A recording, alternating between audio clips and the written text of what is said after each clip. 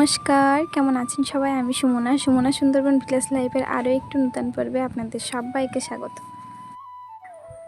তো এখন কিন্তু আমি বসে গেছি তরকারি কাটতে, কারণ সকালবেলা তরকারি কাটা হয়ে গেছে। আর এখন রান্না করব কলমি শাক ভাজা করব। আর বাগান থেকে এখন কচু তুলে আনবো, কালো কচু দেখো ভেঙে ভেঙে এনেছি। আর এই কালো কচু কিন্তু আমাদের বাগানে হয়েছে, ভাঙলে যত ভাঙবে ততই কিন্তু হবে।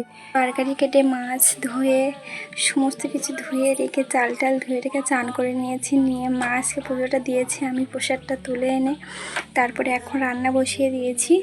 তো উনুনটাও আমার ধরানো হয়ে গেছে আর ভাতটাও বসিয়ে দিয়েছি। আর এখন কিন্তু মাছটা ভেজে নেব। তো এখন ঠিকঠাক করে উনুনটা ধরেনি, সেই জন্য একটু লেট করছি যাতে উনুনটা ধরে যায় আর আমি তারপরে মাছটা ভাজবো। তো চলো। আর এদিকে মামাম কিন্তু খেলা করছে। তো দস্যিপনা দেখো, আজকে এখানে নিজে নখ দিয়ে খুঁড়ে নিয়েছে, রক্ত বের হচ্ছিল। ঠাকুর মন্দিরে ছিলাম, বলছে চন্দন দিয়ে দাও, তাই চন্দন দিয়ে দিয়েছি। এই মাছগুলো বলছিলাম না কালকে ফ্রিজে রাখার কথা, ফ্রিজে রেখে দিয়েছিলাম, তো এখন বের করে এনেছি। চলো এটাকে নুন হলুদ তেল ভালো করে মাখিয়ে নিয়ে ভাজাবো। তো চলো এটাকে বের করে নিই কৌটো থেকে। একটা থালা নিয়েছি, কৌটোর থেকে থালাতে বের করে নেব।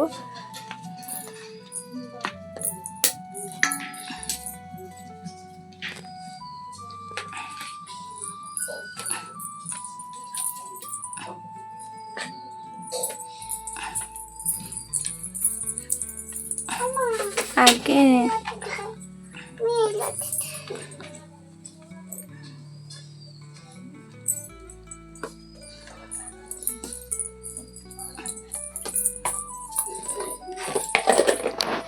দিয়ে দিচ্ছি পরিমাণ মতো লবণ, দিয়ে দিয়েছি হলুদ। নুনটাকে ভালো করে মেখে নেব, কিন্তু এতে আর একটা জিনিস দেবো, যেটা হচ্ছে তেল দেব, সর্ষের তেল। কারণ দিলে কি হবে, এই চামড়াটা আর ফাটবে না, ফেটে কিন্তু প্রচুর পরিমাণে তেল বের হতে থাকে, যেটা গায়ে পড়লে ঠোসা কাটতে পারে। সেই জন্য আমি এখানে সর্ষের তেল দিয়ে মেখে নেব।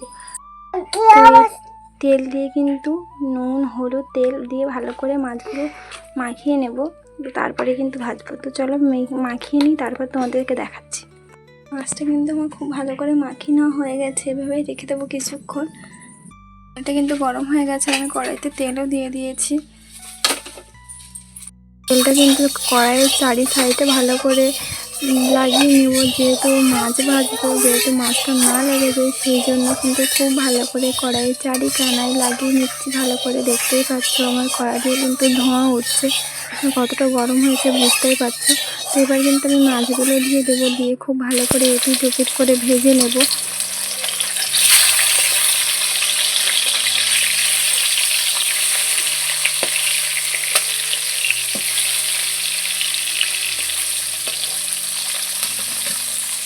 আর মাছগুলো কিন্তু আমার ভাজা হয়ে গেছে, দেখতেই পাচ্ছ। কিছুটা আমি ভেজে নিয়েছি আর কিছুটা কড়াইতে এখনও ভাজা হচ্ছে। আর চারি সাইডে তেল ফুটে কী অবস্থা হয়ে গেছে দেখো।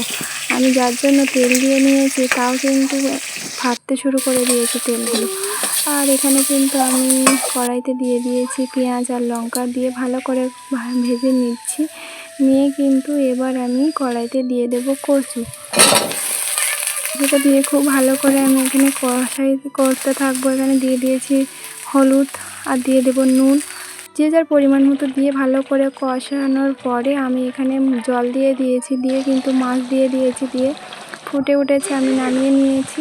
আর এদিকে কিন্তু আমি কলমি শাকটাও চাপিয়ে দিয়েছি, দেখতেই পেয়েছি। আর এই মাছগুলো আমি ঝাল করব, তো সেই জন্য কড়াইতে আবারও দিয়ে দিয়েছি তেল, দিয়ে কড়াইটা গরম হতে থাকুক। তেলটা গরম হয়ে গেলে এখানে দিয়ে দিয়েছি পেঁয়াজ আর লঙ্কা, দিয়ে ভালো করে কষাই করে নিয়ে আমি এখানে দিয়ে দিয়েছিলাম আদা বাটা, রসুন বাটা, আর এখানে দিয়েছিলাম জিরে বাটা, দিয়ে কিন্তু ভালো করে কষাই করতে থাকবো। আর হালকা একটু জল দিয়ে দেবো, যাতে মশলাটা আমার কড়াইতে লেগে না যায়, সেই জন্য দিয়ে কিন্তু ভালো করে এখানে কষাই করতে থাকবো যতক্ষণ না মশলাটা থেকে তেল ছাড়ছে। তো মশলাটা থেকে কিন্তু আমার তেল ছেড়ে দিয়েছে, দেখতেই পাচ্ছ তোমরা। তো আমি এবার দিয়ে দেবো জল। তো জলটা দিয়ে দিয়েছি, এবার জলে এক এক করে মাছগুলো সব কিছু দিয়ে দিয়েছি, দিয়ে যতক্ষণ না ফুটছে ততক্ষণ এইভাবে রেখে দেবো, দিয়ে ফুটে উঠলে কিন্তু গরম মশলা দিয়ে নামিয়ে নেব।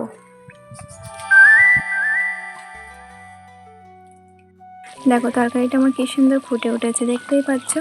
তো তরকারিটা আপাতত আমার রান্না হয়ে গেছে। তো আজকের পর্বটা এই পর্যন্ত। ভালো লাগলে অবশ্যই লাইক, কমেন্ট, শেয়ার করবেন এবং চ্যানেলটিকে সাবস্ক্রাইব করবেন। দেখা হচ্ছে পরবর্তী আরও একটি নতুন পর্বে। ততক্ষণে কিন্তু সবাই ভালো থাকবে।